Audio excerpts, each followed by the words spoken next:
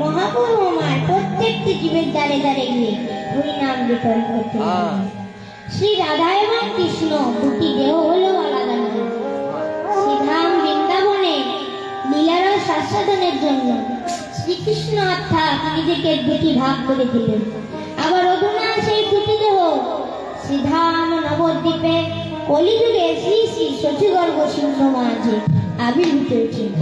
তাই গৌরাঙ্গ হচ্ছেন রাধা কৃষ্ণ মিলিত তনু। কলিযুগে রাধা কৃষ্ণ মিলিত গৌরাঙ্গ হয়ে আসার দুটি কারণ, না কি কি কারণ? একটি অন্তরঙ্গ কারণ আর একটি বহিরঙ্গ কারণ। অন্তরঙ্গ কারণের পরে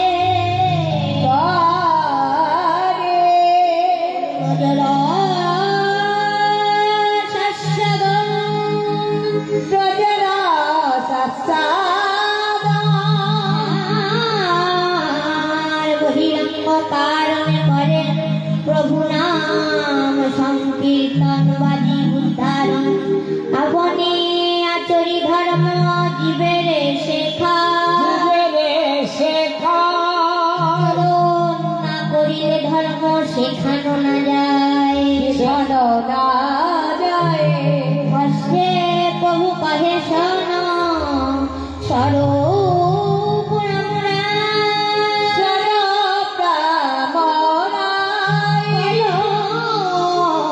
হরিনাম সংকীর্তন জীবের পরম উপায়। তাই প্রভু মনে মনে ভাবলেন, আমি যদি হরিনাম না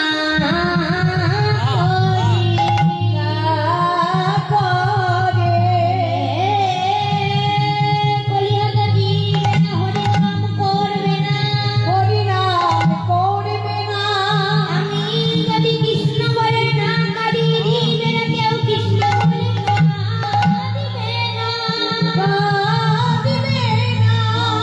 আর এরা না কাঁদলে কেউ উদ্ধার পাবে না।